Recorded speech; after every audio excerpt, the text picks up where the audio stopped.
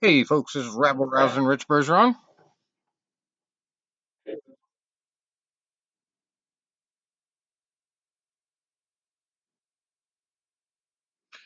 and we got lots of ground to cover. Two big UFC events in the books, and as I just mentioned, John Howard before the broadcast. I think this is live. PFL going on right now. Um, Professional Fighters League there. They just had a fight with Ray Cooper the third and John Howard.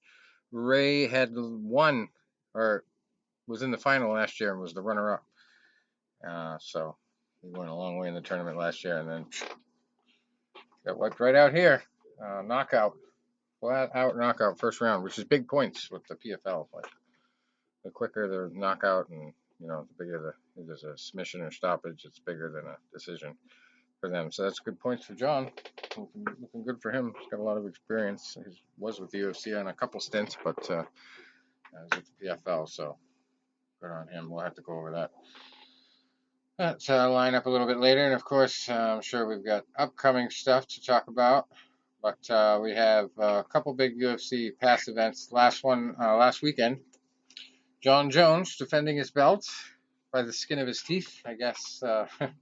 Even though I don't know if I agree with all those scores, but John Jones pretty much handled Thiago Santos. Had a couple difficult moments. Thiago had chances, but just never really had any rhythm or could get any momentum to the point where he hurt Jones, but he definitely came close to stunning him a couple of times. But just couldn't pull through. There's just so many dynamic things that John Jones does that nobody else does, and once he starts hitting you with the basics, then you're expecting the basics, and he hits you with the complicated stuff. So yeah, the oblique. Yeah,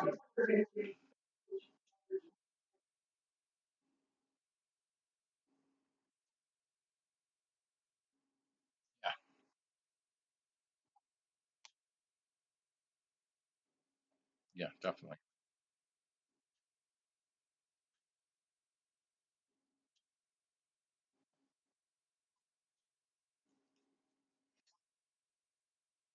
Yeah, I don't think John Jones looked average so much. I just think he looked like he was toying with him, and letting him stay in the fight.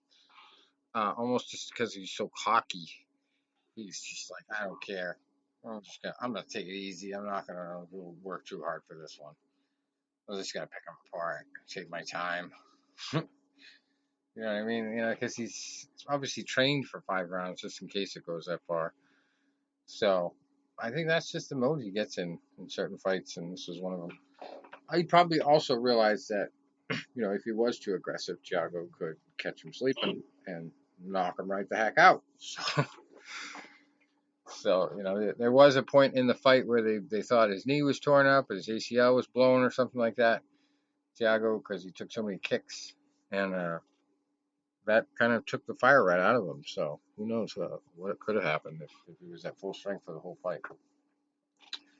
But anyway, then we had Holly Holm went out by TKO, head kick and punches. Amanda Nunes is definitely the real deal there. She took just 4 minutes and 10 seconds to figure out Holly's game, and it just sucks to watch somebody like Holly who has so much kickboxing experience and regular boxing experience and such long legs, and she does not use them anymore.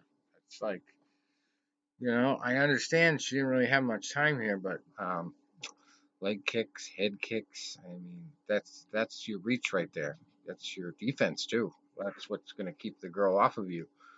And she just didn't really seem to be active with her feet at all, except for footwork to set up her box.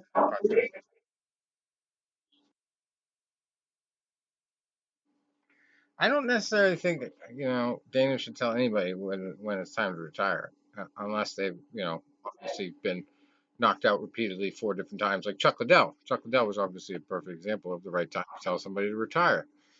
But I mean, in this case, Holly Holm really hasn't had a shitload of fights in the UFC. She's had a couple bad stoppages, but I don't see it as a thing where she needs to retire. It's just Amanda Nunes is that good. you know, Holly Holm can compete with anybody else in the division, but she's just gone away from her bread and butter, and I don't know if that's the camp she's at, or it's just she's thinks she's better at boxing than she really is when it comes to MMA boxing. Because MMA boxing is way different than regular boxing.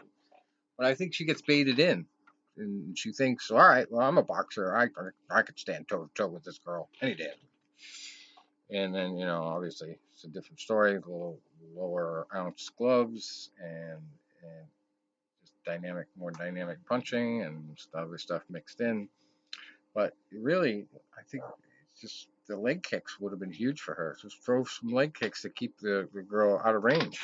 Nunez keep Nunez back, and she just seems to have abandoned all kicks, and then she gets kicked to finish the fight. So not even got a concrete defense for that anymore. So that just tells you maybe she is maybe a little bit slowing down, but also maybe she just needs some more striking,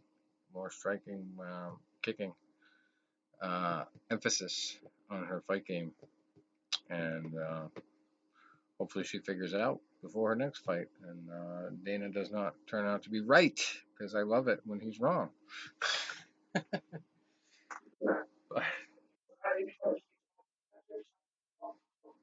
Yeah,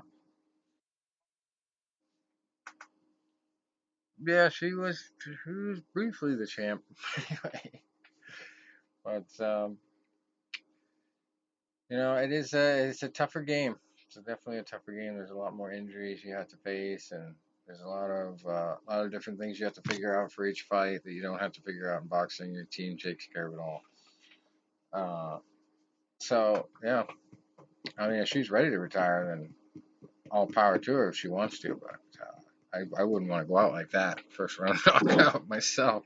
I want to get another crack at maybe not the title, but another crack at going out with a bang in a good way. And speaking of that, Jorge Masvidal set a record by wiping his ass with Ben Askren. Flying knee 5 seconds into the first round. Ben Askren, we talked about him when he fought Robbie Lawler, come over from one championship there. This was the trade, uh, basically. Demetrius for Ben. And Ben gets a fluke win over Robbie Lawler. Robbie never submitted, was never in trouble. And Ben talked so much trash after that fight, like he was the best thing since sliced bread. The UFC had nothing for him. And then Masvidal comes in, who hasn't been in title contention in, I think at least a year, a couple years maybe. He goes in against Ben Askren and wipes him out. And there was a lot of trash talk between them before the fight. So,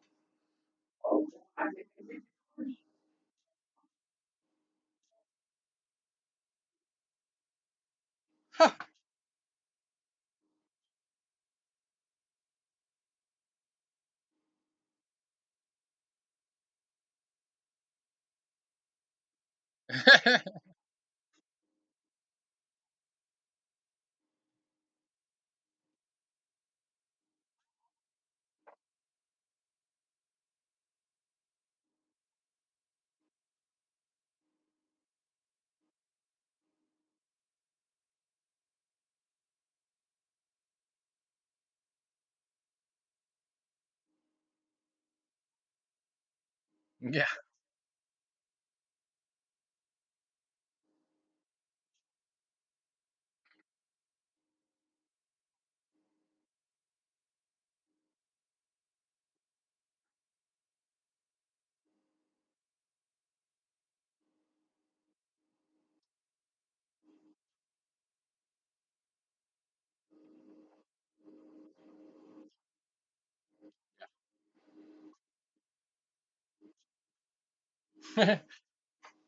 yeah. He didn't even get 15 seconds of fame. He got 5. Uh, Ninth fight of the night was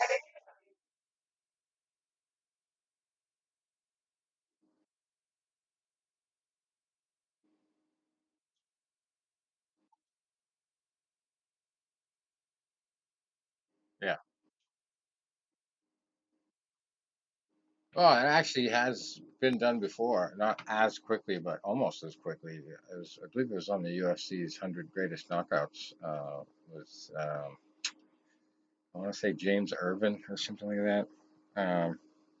Had somebody with the same exact running flying knee, and boy, you connect to that thing to the temple, and ain't nobody gonna be walking through that. So that's what he did. That's all it took. And the ninth fight, John Blackowitz blackened up Luke Rockhold a little bit with punches. He took him out, knocked him out. Second round, 1 minute and 39 seconds into the fight, the second round. And it was a doozy, yeah. And then also, people were calling for Luke to retire after that one. Not a good one.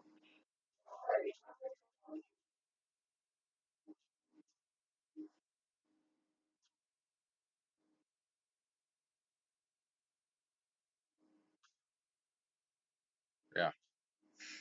And then we had a couple unanimous decision losses for the brothers from another mother, Diego Sanchez and Gilbert Melendez. uh, they remind me a lot of each other, and then they always seem to fight together too. Michael Chiesa got the win over Diego. It was just all heart and well-roundedness really, and smart jujitsu on Chiesa's part, and just got the unanimous decision. Wasn't necessarily destroying Diego, but also obviously he had a lot of respect for the guy. He's been around forever, so you have to be kind of careful with a dude like that, even if he is past his prime. And then we had Arnold Allen beating up on Gilbert Melendez before that. Also, unanimous decision win for Allen. So who knows what's next for those two, Sanchez, Melendez? Maybe they can fight again. one last, one last hurrah. Then we have Marlon Vera getting a win over Nolan Hernandez by rear naked choke. That was 3 minutes and 25 seconds into the second round. Claudia Gadella in the preliminaries there got a win over Randa Marcos by unanimous decision. There was one knockout in the earlier fights too. Yadong Song beat Alejandro Perez by first round knockout from a punch. 2 minutes and 4 seconds into the fight. Got a rear naked choke submission. Edmund Shabazian over Jack Marshman. That was 112 into the first. Chance Recounter beat Ismaili Nordiev by unanimous decision, and Julia Avilia beat Penny Kianza in the first fight of the night by unanimous decision. And we got the big boys, the big heavyweights the week before. UFC Ngannou versus Dos Santos. Yes, on UFC on ESPN3. And boy, this one I only actually was able to tune in for the main event, and Ngannou just absolutely wiped the floor with Dos Santos, and we were making fun of Dos Santos on the last show for claiming that he was just going to walk right into the heavyweight division of boxing and start fighting champions. Obviously, looking past Ngannou, and sure enough, talk is cheap, right? Talk is very cheap.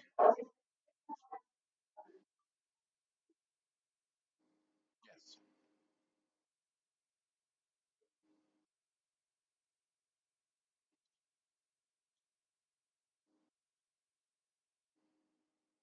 Well, he goes for the kill. He goes for the kill so early, and he's just defenseless when he does. And so if you're waiting for that, planning, yeah, that's what he does. I mean, that's how he fights. And he gets away with zombie fighting a lot because he has such a good chin. But a guy that's bigger, stronger, and a little bit quicker, yeah, that's what's going to happen every time if you come at him like that. So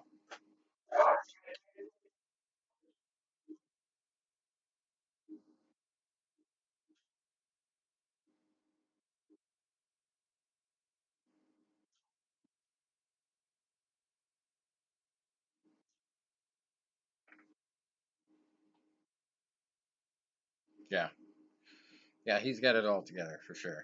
Um, we'd like to see him a little bit more action, but 1 minute and 11 seconds, that ain't so bad. It was a TKO for him. And then we had Joseph Benavidez beating Josie Formiga by TKO, head kick and punches, 4 minutes and 47 seconds into the second round. Demian Maya notched another win there against Anthony Rocco Martin. That was a majority decision for Demian. And we had Vince Pichel coming back to the cage against Roosevelt Roberts. And Vince got the unanimous decision there. Drew Dober got a TKO in round 1 minute and 7 seconds. In against Marco Polo. Marco Polo Reyes. Uh, Also, another first round knockout in the fight before Alonzo Minifield over Paul Craig from punches. It was 3 minutes and 19 seconds into that one. And this guy sounds like he's got a Native American named Journey Newson. He lost by unanimous decision to Ricardo Ramos. We had Eric Anders getting a knockout win over Vinicius Moreira from punches. That was 1 minute and 18 seconds in. A lot of finishes inside 2 minutes on these two cards. Pretty amazing. That's starting to happen. Then there was a unanimous decision for Jared Gordon over Dan Moret. Daicha Luyambula beat Daquan Townsend by punches and elbows. TKO 3. Third round, 42 seconds in. Second fight of the night, Amanda Rebos beating Emily Whitmire by rear naked choke, 2 minutes and 10 seconds into the second round. And Maurice Green in the first fight of the night beat Junior Albini by first round knockout, 3 minutes and 38 seconds into the fight. TKO from punches. And we go to boxing in this corner. So Saturday, the 6th, we had some fights last Saturday. Nothing too huge. A lot of foreign affairs. The big one was Jamal Charlo beating Brandon Adams. That was the big card of the week. Yeah.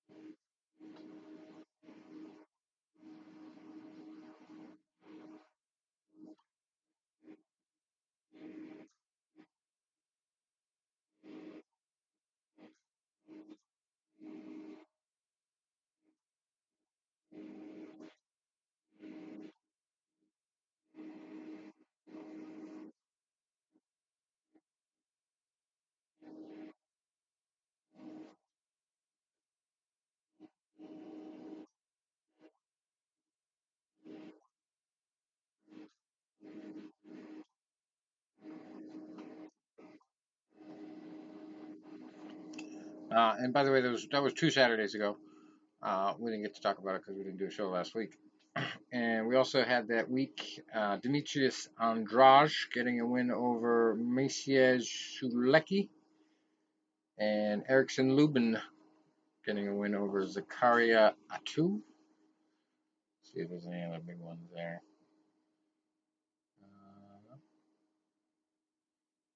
Those were the main ones. And then, of course, we got some fights this weekend. Saturday, the 13th. Let's see. I'm sure we have a Jesus fight of the week. Jesus in July.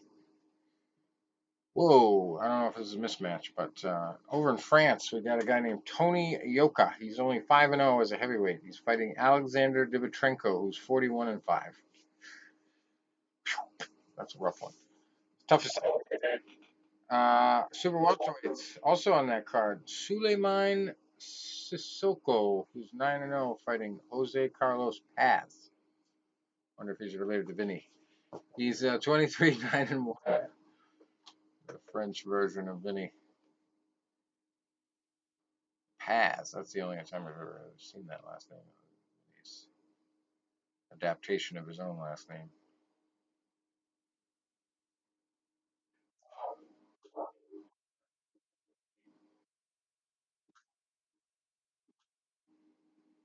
Right.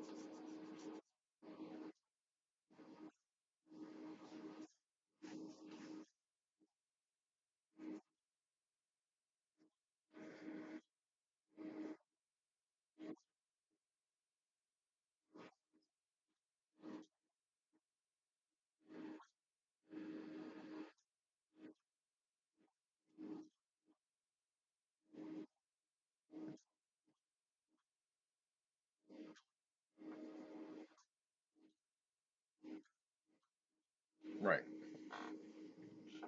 Well.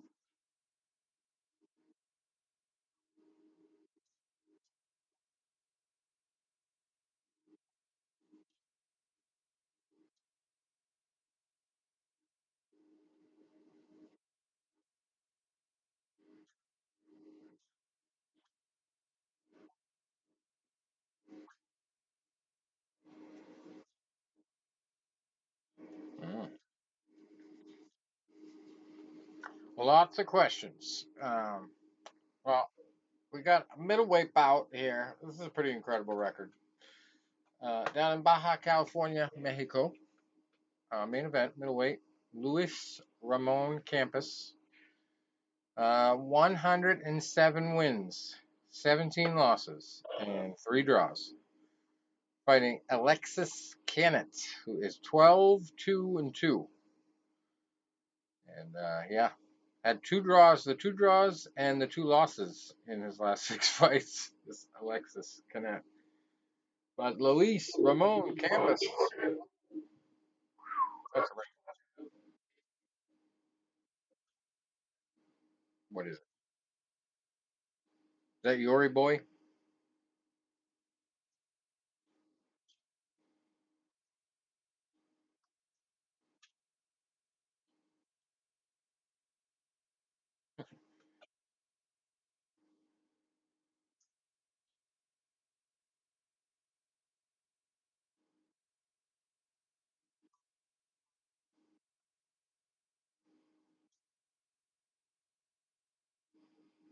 Wow.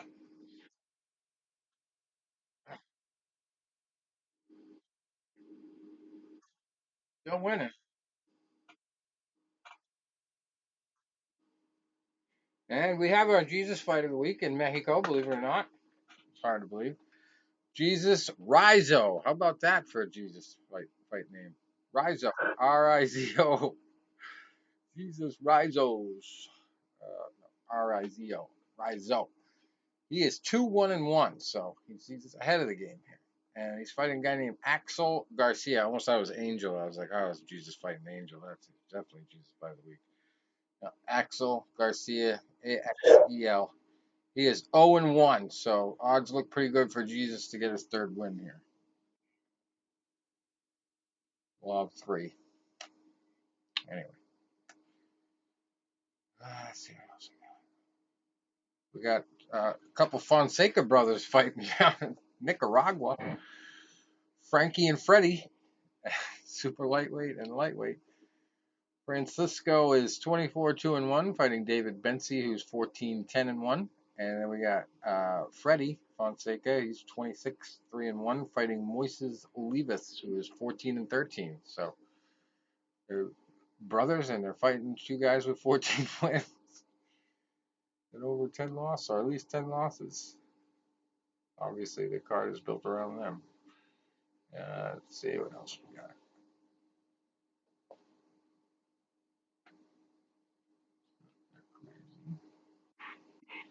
And you talked about Joe Joyce. Well, Joe Joyce says 9 wins to go with no losses, no draws. This one's going to be on ESPN Plus, and it's coming to us from London, UK.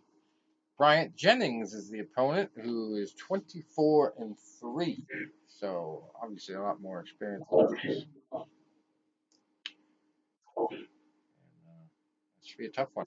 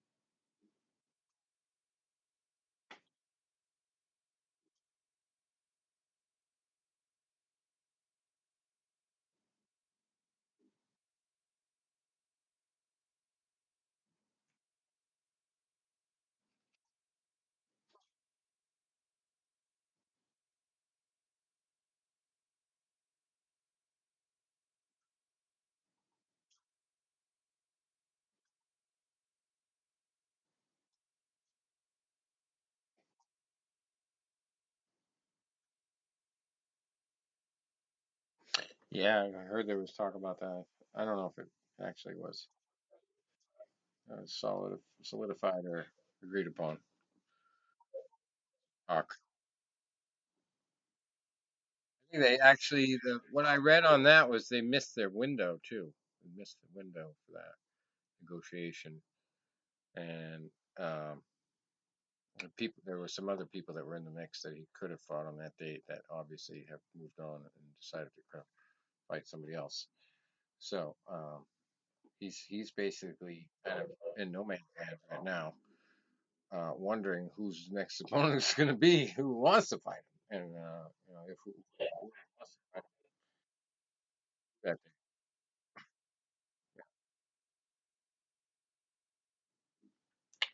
So also on that ESPN Plus card from the UK, we have our somebody's O's got to go fight of the week with a vacant BBBFC British heavyweight title. The big guys, Daniel Dubois, 11-0, fighting Nathan Gorman, who's 16-0. So that should be a battle. And this isn't really a huge fight, but I like this guy's name. Archie Sharp, he's 15-0, so he is sharp. Fighting Jordan McCory, who is 18-5-1. And you got to mention this guy because he's the Elvis fight of the week. Elvis Guillen. He's got 9 wins, 54 losses, and 4 draws. Fighting 5-0 Jake Pettit. So yeah, probably 55 losses after this weekend.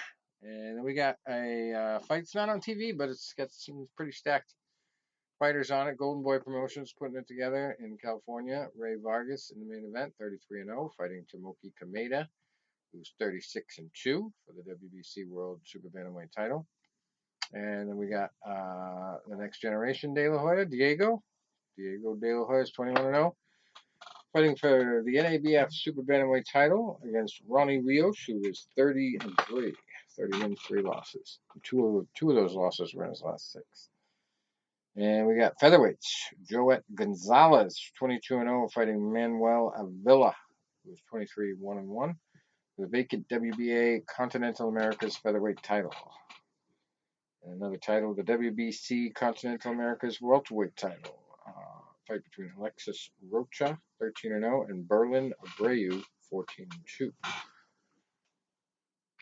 Okay. Another Jesus fight in Atlanta, headlining the event. Jesus Almonte. I was just going to say, Jesus Almonte is in the main event. He's 7-1-2 against Demarcus Layton, who's 6-1 down there in Georgia. Were you going to talk about Jamal James, that fight?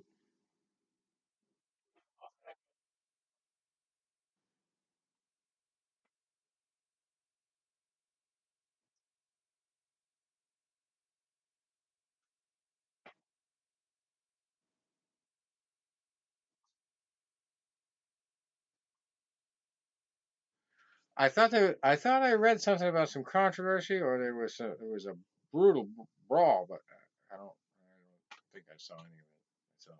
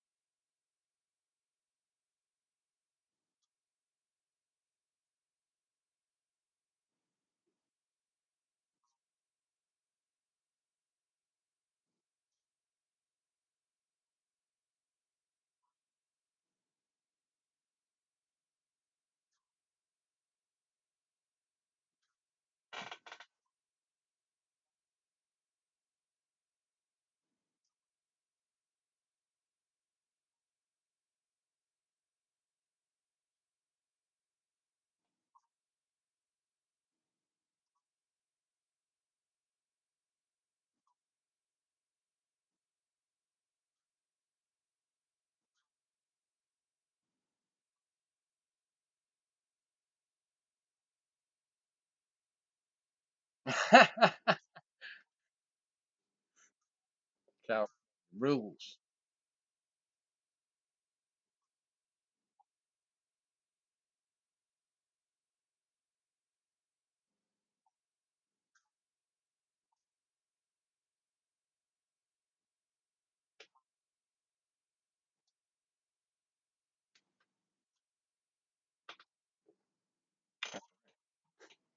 Yeah, I think it was when I was on Twitter. I noticed it. So it was trending. Right.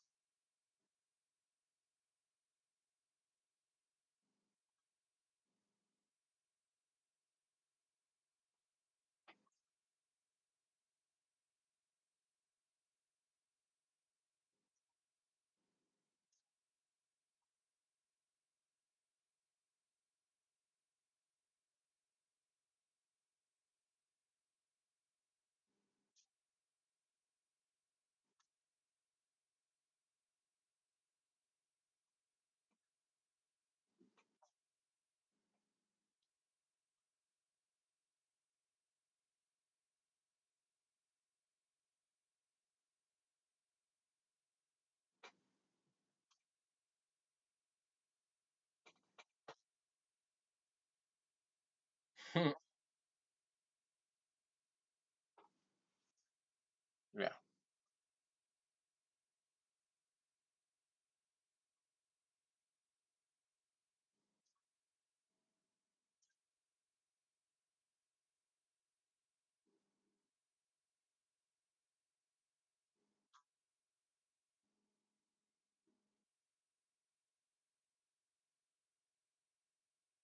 Oh, well.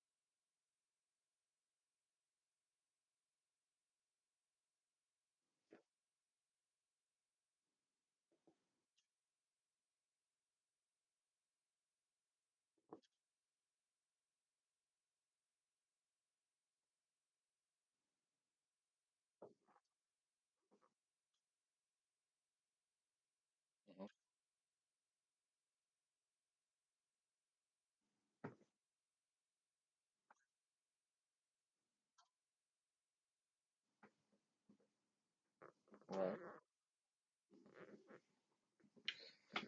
Yeah, tough guy, tough life, tough way to go.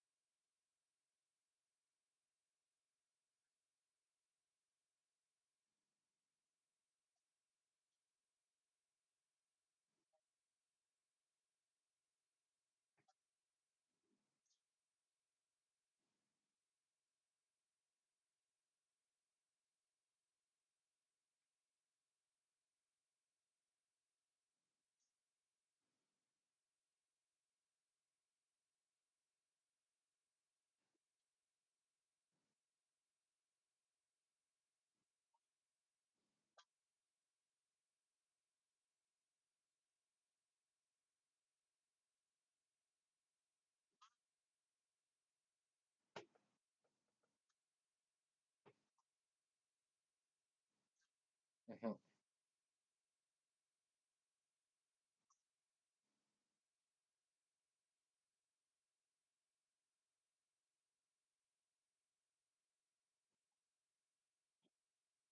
Oosh.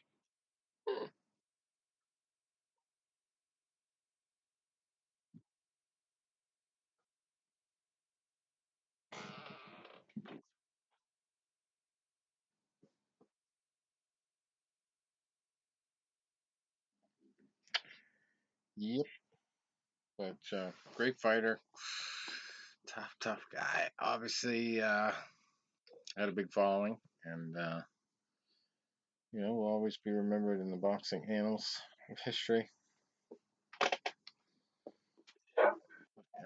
We talked over the years a lot about that scenario there, that night that he died, and there was a documentary. And I remember Dennis Maurice was big into that too. He was always about that.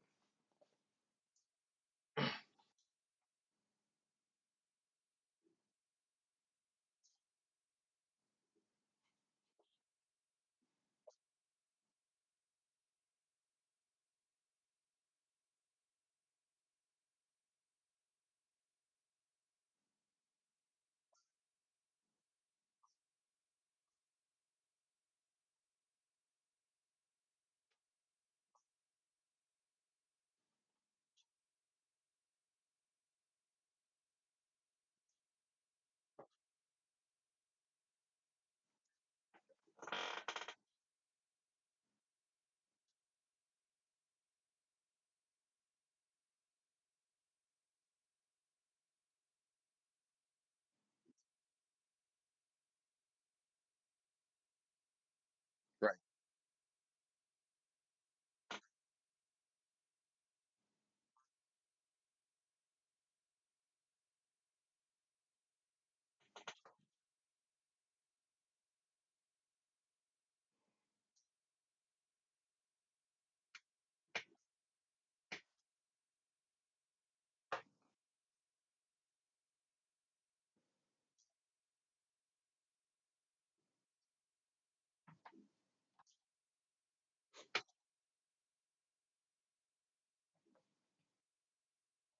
Yeah.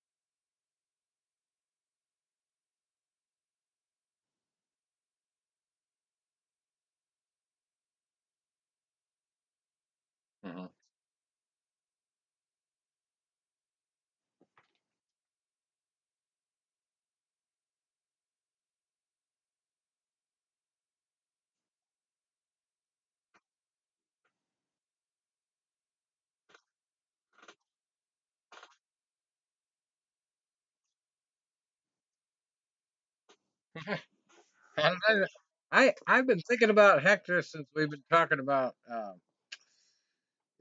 this whole subject of uh, but Hector's been at the back of my mind.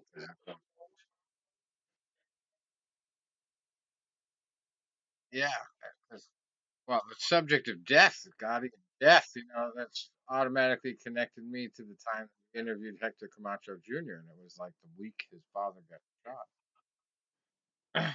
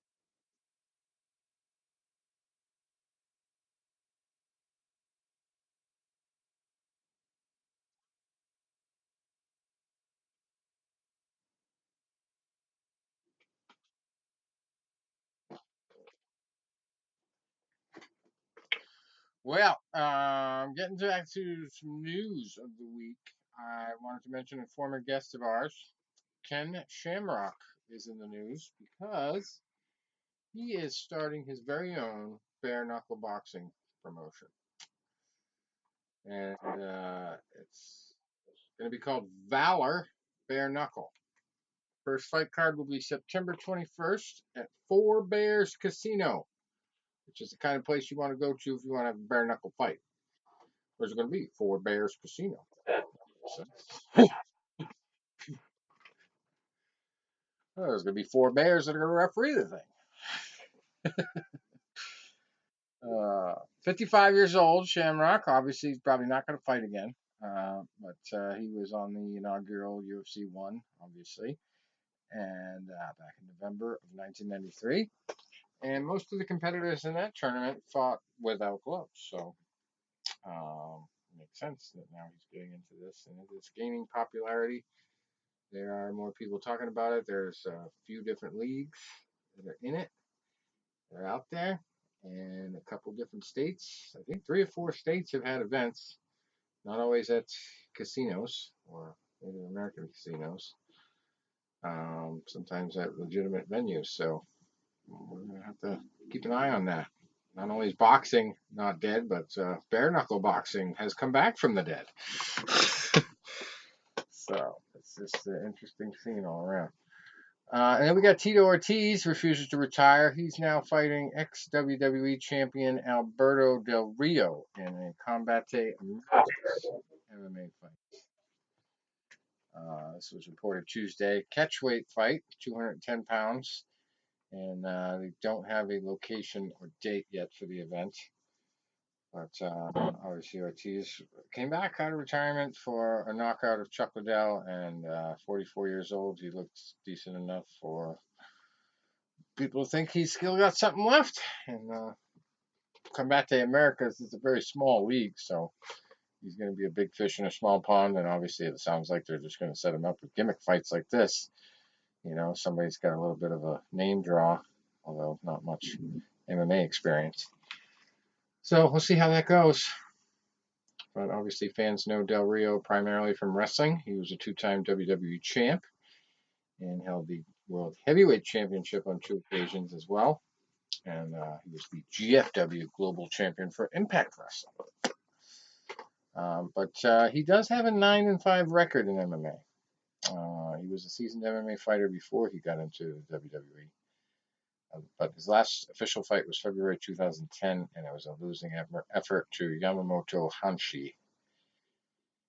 And Combate Americas actually named Del Rio as its president in October 2016. And then he announced last October that he was going to return to MMA. So there it is. He knows a lot about the business, but can he still compete and give Tito the business? We'll see. And then a big story about One Championship. This is a billion-dollar company now, making big moves. Obviously, we talked about them a little bit earlier with the move to get Demetrius Johnson in exchange for Ben Askren in the very first interleague trade in MMA history. So now One Championship is talking about coming to the United States, coming to America here. They're gunning hard for New York in the fourth quarter of 2020, according to their owner, president. Let's see, and this has been a big play for them to get kind of out of the obscurity of Asia. You know, it's not really obscure. It's just we don't get to see a lot of it over here. You know, it's not. There's no broadcast deal that brings One Championship fights to most of us over here.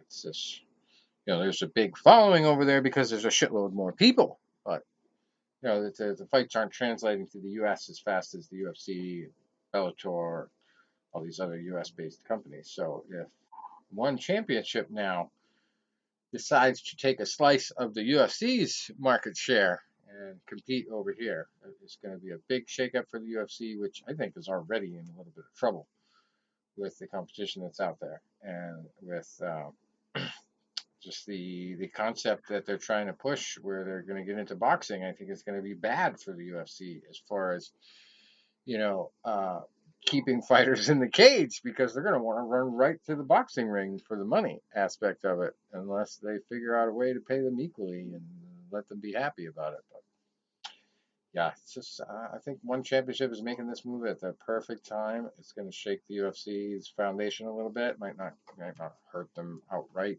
too bad, but it's definitely going to worry them. And if they are successful in a big New York event, more so than not, then it'll definitely be something the UFC is going to have to take notice of and figure out how to deal with. But anyway, UFC is also not only suffering, you know, in my opinion, but it's proven fact. The latest event was UFC 239, but before that, there's some statistics in here somewhere.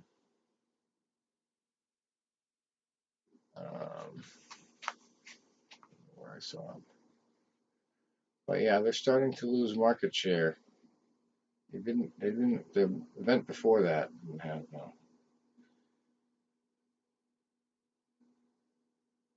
too much of a following.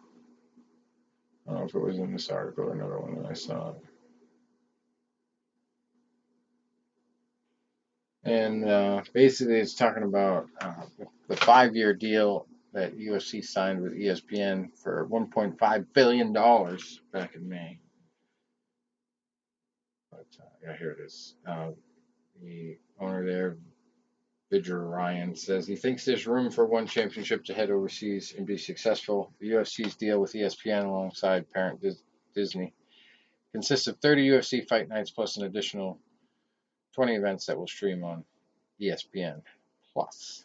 And the latest marquee event was UFC 239, in which two of the sport's biggest stars, Jon Jones and Amanda Nunes, defended their titles. Ratings for the UFC 239 have not yet been released, but the company is banking on the event being the biggest draw in terms of viewers since Jones defeated Alexander Gustafsson last December at UFC 232. But in recent months, with pay-per-views now effectively behind a double paywall on ESPN Plus, UFC viewership has dipped. And in May, MMA Fighting reported that UFC 237 drew the lowest number of viewers in the ESPN-led era of UFC. So it is kind of on the downside a little bit as far as interest level for fans. And a lot of the angle that is successful for one championship is that they're not trash talking, they're not disrespectful, and they're not an organization where you can't bring your children to an event because, the trash talking could be so bad that, they'd have to block their ears. So it's really, I mean, the owner even said one person we will never sign is Conor McGregor. And it's really turning into, because of his antics and basically him now sitting out all this time, not fighting, and still talking all this smack at everybody and claiming to be the best in the world. And people just don't like it anymore. They're sick of it. And, especially in an environment where martial arts has such a heavy background as Asia. All these Asian countries have some sort of martial art that, defines them or has been in their history forever. So that just teaches you respect at the beginning of that process before you even learn the techniques and the moves in most cases. So you have all those Asian fighters that bring that to the table, and they're obviously teaching that to the American ones, and it's becoming a culture that is anti-UFC because the UFC is just the opposite. You got to put on a show, and that includes your attitude towards promotion and fighting. It's not just in the cage you have to put on a show. So that's interesting. It's going to be very interesting to see that dynamic and how it works out and whether one championship wins over or the UFC wins over for their craziness. So that's my soapbox. And I'm sticking to it. Other than that, I think that's it for the week. We did have one other Fox Sports card I didn't mention on the boxing schedule from Minneapolis. Fox Sports 1. Jamal James is in the main event at welterweight, 25-1 against Antonio DeMarco Soto, who's 33-7-1. And then we got some heavyweights in action, a couple heavyweight fights. Robert Helenius, 28-2, fighting Gerald Washington, who's 19-3-1. And we got heavyweights Charles Martin, 26-2-1, fighting Daniel March, who is 18-6-1. And welterweights Bryant Perella, 16-2, fighting Dominique Bilton, who's 22-2-1. And that's about it for the big fights of the week. Boxing. So just check the today's updates in mixed martial arts, wrestling, and boxing. Make sure we didn't miss any big news.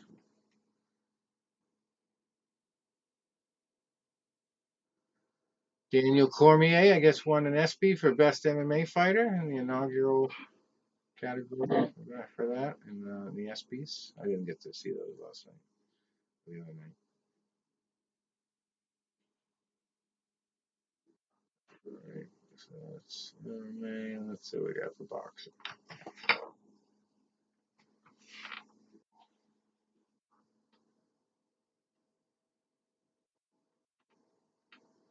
Oh, wow. Denis Lebedev has retired at just 39 years old after a couple of fights fell through for him. That's interesting.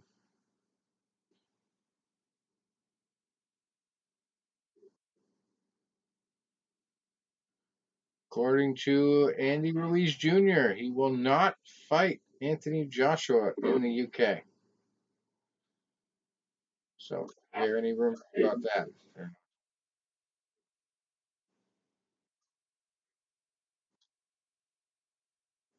Right. Wrestling?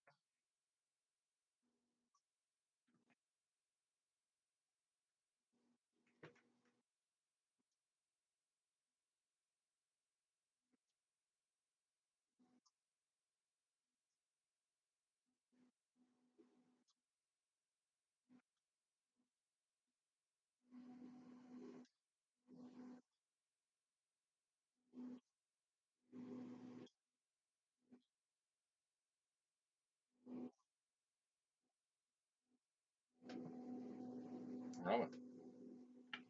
I did forget to mention the upcoming stuff for MMA too. So we got three fights to talk about quickly. Um, UFC Fight Night 155, Jermaine D. Rondami in the main event, 8-3, fighting Aspen Ladd, who's undefeated at 8-0. This is from Sacramento, California, on Saturday the 13th here. And the California Kid, Uriah Faber, is also in the co-main event here. 34-10, coming back out of retirement to fight Ricky Simon, who's 15-1. And then we got a couple of heavy hitters. Josh Emmett, 14-2, fighting Merced Bektik. Also Carl Robertson, 7-2, fighting Wellington Turman, who is 15-2.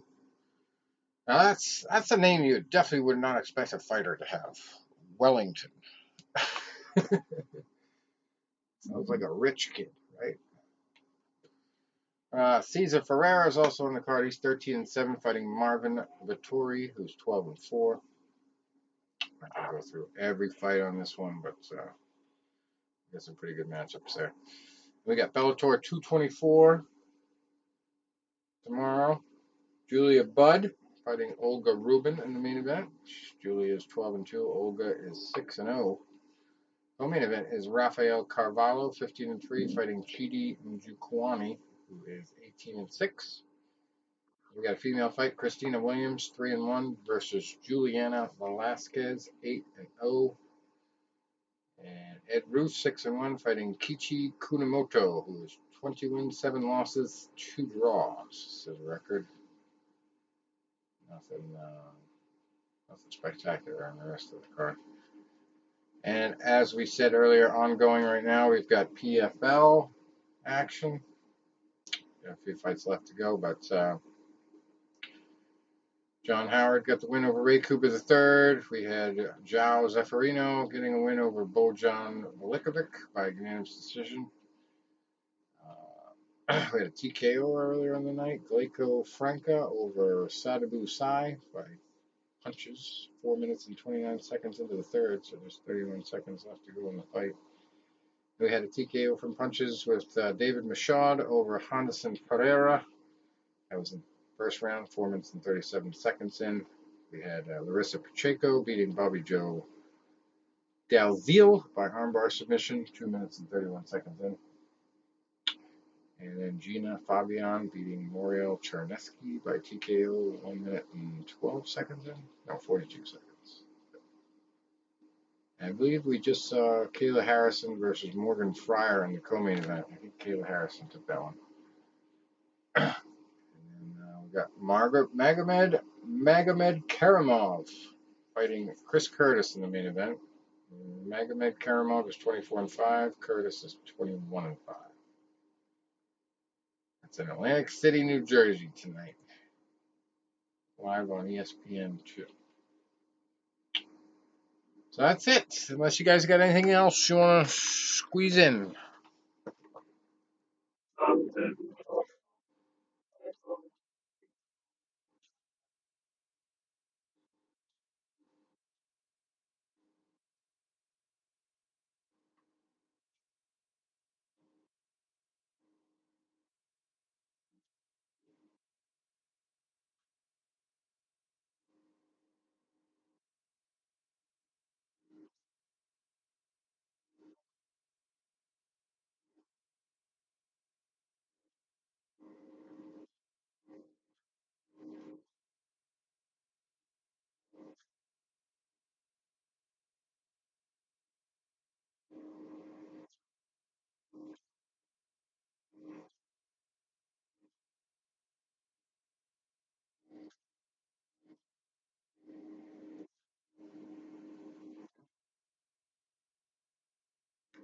$200.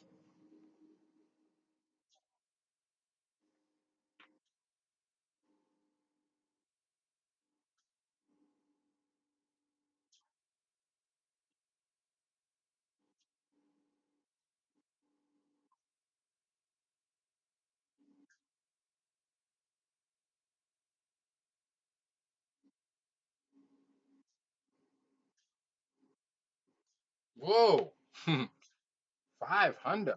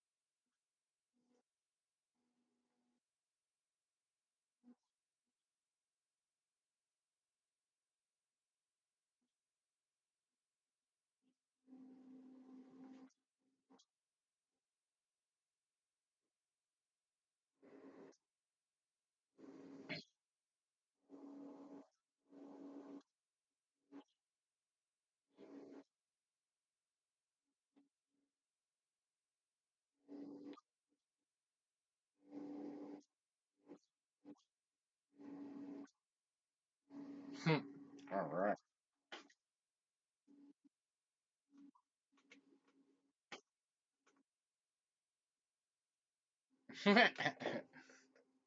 Either that or you can at least get him in the background, right? And take a selfie of yourself with him in the background.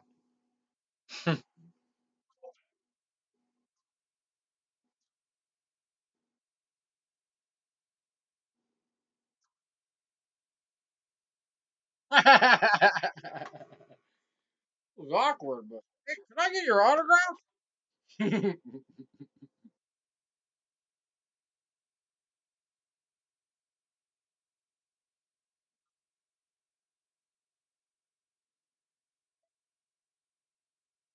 Hmm. Right. And so,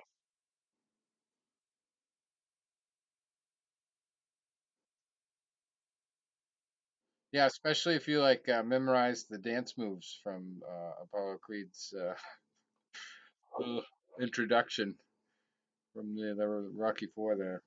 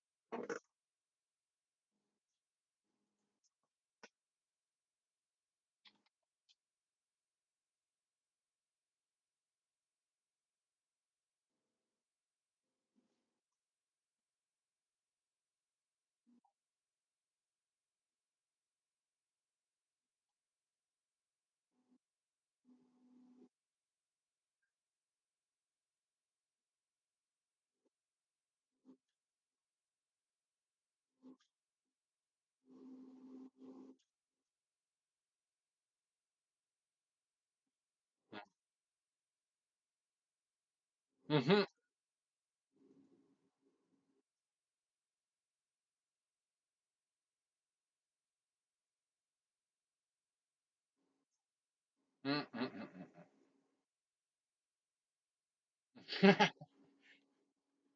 Not really.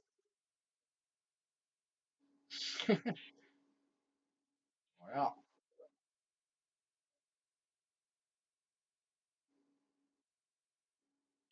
well, until next week, gentlemen. We will see you later.